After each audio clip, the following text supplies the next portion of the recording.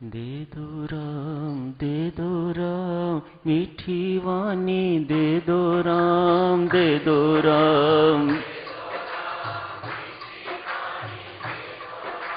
दे दो राम, दे दो राम मीठी वाणी दे दो राम, दे दो राम। दे दो राम, दे दो राम मीठी वाणी दे दो राम, दे दो राम। दे दो राम, दे दो राम, दे दो राम, दे दो राम, दे दो राम, दे दो राम।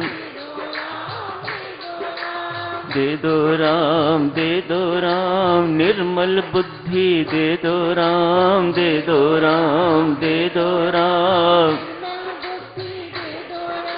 दे दो राम, दे दो राम निर्मल बुद्धि दे दो राम।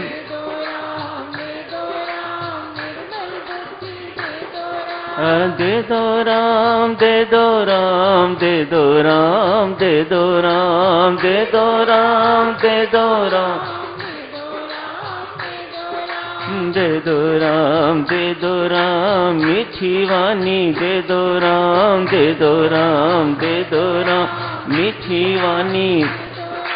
दे दो राम, दे दो राम मीठी वाणी दे दो राम, दे दो राम।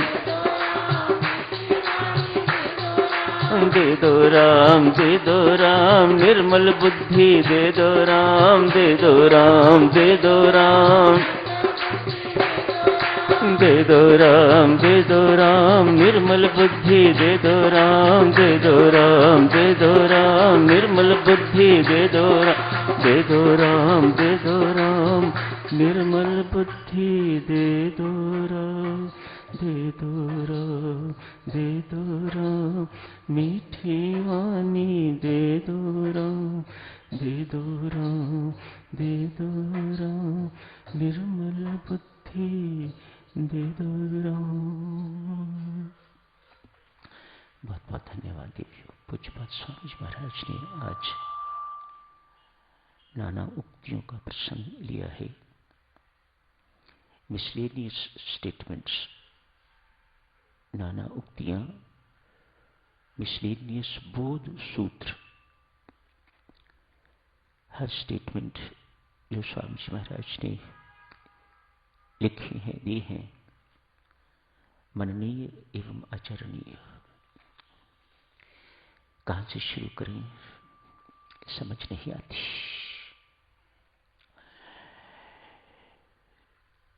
निंदक की भी निंदा न करे वह साधु, यहां से शुरू करते हैं। हम तो सब साधक हैं, साधु तो कोई आप में से बिरला, साधक तो हम सब हैं। हम निंदा नहीं कर सकते, साधक हैं तो ना ही दूसरों की निंदा सुन सकते हैं। दोनों परमिसिबल नहीं है।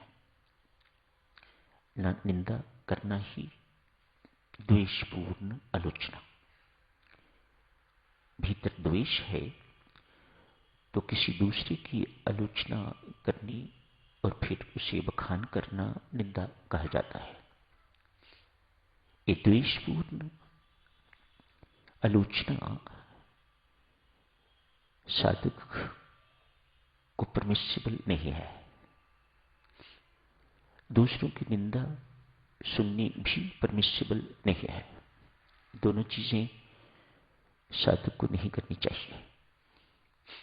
हाँ, अपनी निंदा सुन सकते हो तो सुनो, बहादुरी का काम है। यदि वह निंदा लगे कि ठीक है, जेन्युइन है, जिस बात के लिए मेरी निंदा की जा सकती है वह दुर्गुण मेरे अंदर है, तो उसे साधक को दूर करने की चेष्टा करनी चाहिए। यदि वह दुर्गुण नहीं है तो फिर किस बात की चिंता करनी।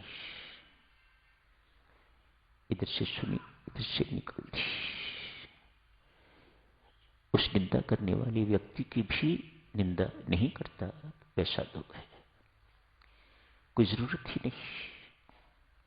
संतों महात्माओं की बातें तो बहुत इस प्रकार की होती है ना, किसी एक संत को बड़े अपमान भरे शब्द सुनने ही पड़ते हैं। कोई संतों के लिए, साधुओं के लिए नई बातें नहीं है, बहुत सुनने पड़ते हैं, औरों से कहीं ज्यादा। किसी ने अपमान भरे शब्द कहे, गाली दी जैसे, तो शिष्यों ने बुरा माना। गुरु महाराज के लिए, संत के लिए ऐसे शब्द प्रयोग शोभनीय नहीं है। प्रतिक्रिया व्यक्त करनी चाहिए। शिष्यों ने तो संत ने रोका, उन्हें समझाया, कहा बच्चों, इस व्यक्ति ने यदि मेरी देह की निंदा की है तो देह सबकी निंदनीय ही है, कोई नई बात नहीं की। हम स्वयं को भी देह की निंदा करनी चाहिए। क्यों? ये कुकर्म सारे इसी के माध्यम से होते हैं। देह भाव बड़ा खराब भाव है, अविद्या कहा जाता है इसे। तो बच्चों, देह तो निंदनीय है, और अगर इस व्यक्ति ने मेरी आत्मा की निंदा की है तो इसकी आत्मा में और मेरी आत्मा में कोई अंतर नहीं है, वह एक ही है, तो बुरा क्यों मान रहे हो? संत ने समझाया। महर्षि वशिष्ठ को साक्षियों, उनके शिष्यों ने आज कहा, तब से महाराज इतनी सिद्धियों के मालिक हो, इतनी शक्तियों के मालिक हो, तब से क्या प्राप्त नहीं है आपको? आप अपने आलोचकों को शाप क्यों नहीं दे देते? इतने निंदा भरे शब्द, अपमान जनक शब्द आपके लिए प्रयोग करते हैं, उन्हें शाप दे दें। आप में समर्थ है कि शाप देते ही उनका सत्यानाश हो जाएगा, सर्वनाश हो जाएगा उनका। महर्षि वशिष्ठ समझाते हैं, नहीं बंधुओं, तप त्याग एवं भक्ति इसलिए नहीं की जाती कि शत्रुओं का